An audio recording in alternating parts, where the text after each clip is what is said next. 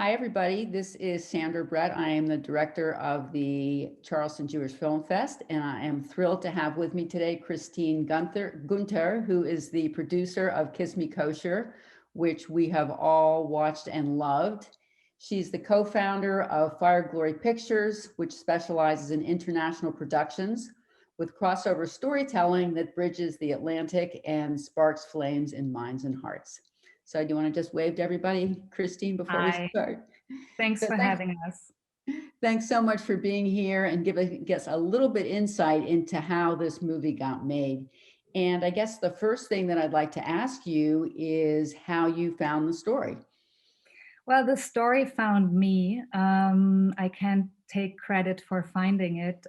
Shirel and I, we've been introduced to each other by shared friends in Tel Aviv. We met actually in Berlin in a beer garden on a spring day, and Shirel pitched me the story. And I was on fire for it because I thought, oh, this is great. This is a romantic comedy, but it has all those ingredients that add some extra sparks to it. For once, it is a representation for a queer couple, but the queerness of the couple is not it's not the problem here. So it's not a coming out story. It is a story of clashing families and cultures, and also clashing personal plans how to conduct this relationship. So that's what I navigated towards too. This is why I thought it's worthwhile making, to just add some layers and perspective and diversity to the genre of the romantic comedy and the romantic culture clash comedy. So yes, I think that was about 7 years ago, if I'm right, that Shirel pitched the first idea, and then we started to co-develop, and a few incarnations of the script followed, and 2019 we actually went into production in Israel. So can you talk about some of those challenges in the 7 years? Well, I mean, I think an independent film is always a challenge. Probably also the non-independent films are always challenges. Film is always a challenge. And financing films is a challenge, especially in the current climate, also pre-COVID, of course. And it just took a while to get the money together. That was the biggest challenge. We knew we had an amazing script. The feedback we've received by partners who went first in, and then all the others, was very excited.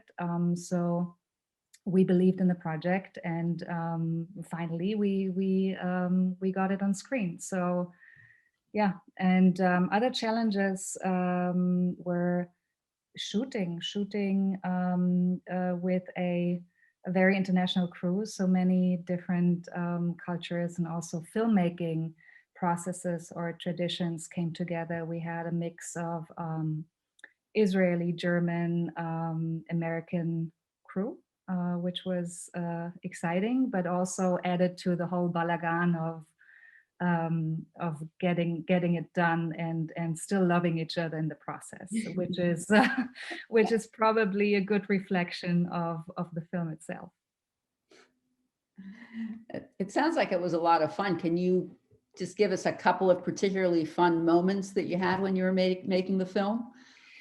Yeah, we had, it's actually not in the final cut, but we had this gigantic cross. Our band was carrying a cross to the through the old city of Jerusalem while singing another incarnation of the Hatuna song, and shooting Sivan Talmor in a wedding dress with two other singers carrying a huge cross through the old city of Jerusalem was a challenge. So we had all the attention, the unwanted one, of course, also. And yeah, we just had to make sure that we're quick in and quick out. And also the soundscape of Israel to shoot anything that can make it on screen later in terms of original sound was definitely challenging. We had this the Jewish Princess Bar. We wanted to shoot in this location, and when we scouted it, it seemed sound safe and soundproof. So we all greenlit the location and were excited that we had the perfect Jewish Princess Bar. But then in the end, when we started to shoot there, we realized that there is like an illegal kindergarten next door, but for like toddlers, and probably 50 of them. And there was just no way to get anything done in terms of sound quality. So those were the challenges and the surprises. Yeah. So you clearly navigated them for the final product. Yeah, well, yeah. And can you just tell us some of the reaction to the film? Has it been different in different countries in any way? Positive, more positive, negative? We're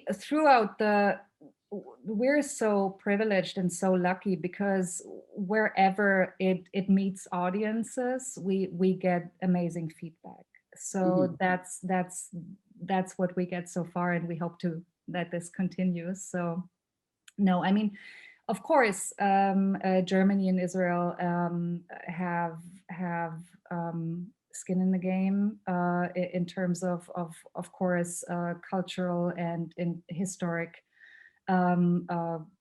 baggage, and humor is a different thing in both countries and culture, I think. Shirel navigated that, I believe, very elegantly, and it is something that whenever German audiences meet stories like that, sometimes they don't know if they're allowed to laugh. So I think, but that's the whole point, not the whole point, but one of the points of the story, that coming together and having humor and love as a perspective for the future. I think that was something German audiences reacted to in a very good way also, and Israeli audiences during the film fest. We don't have a release yet, like an official distribution in Israel, but we screened it at a film festival online. So yeah, we got very good feedback. Yeah.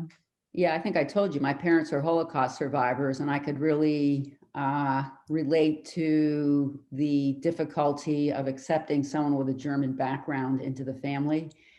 And I really liked the way you navigated all of that with humor, because as I said, my parents realized they were being slightly irrational, but they couldn't stop it. And, you know, I thought that was really forceful, the way that you were able to navigate the nuances of the situation. You know, it wasn't all black and white.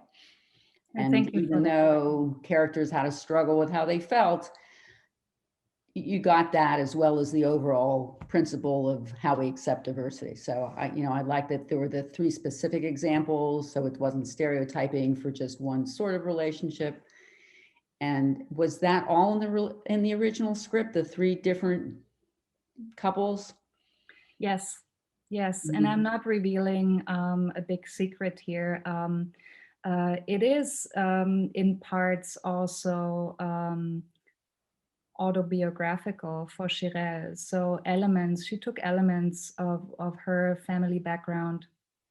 Of course, it's not entirely a 100% reflection. It's not a documentary, but it has it is all very grounded in reality.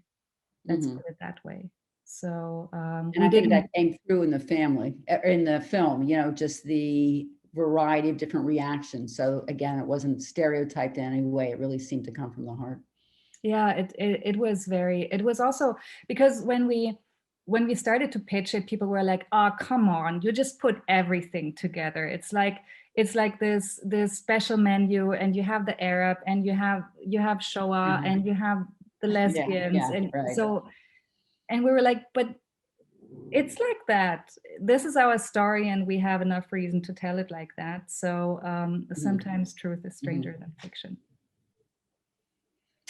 Anything else you want to add, Christine? Well, I mean, I just hope that in a very polarized world, our little film can contribute something to, yeah, to create dialogue with humor and with love, and yeah, that we maybe, even though we might not be sharing history backgrounds or current day opinions, if we can have conflict in love like these families have, then that would be a big step forward. Indeed. Well, thank you so much for giving us that additional insight into the film. I know it meant a lot to me, and I will look forward to continuing to discuss the film now that you've given us a little bit of the backstory. So it's just wonderful to have you here, and we look forward to your next adventure and your next film. Thank you so much. Thank Thank you you. very much. Bye-bye now. Bye.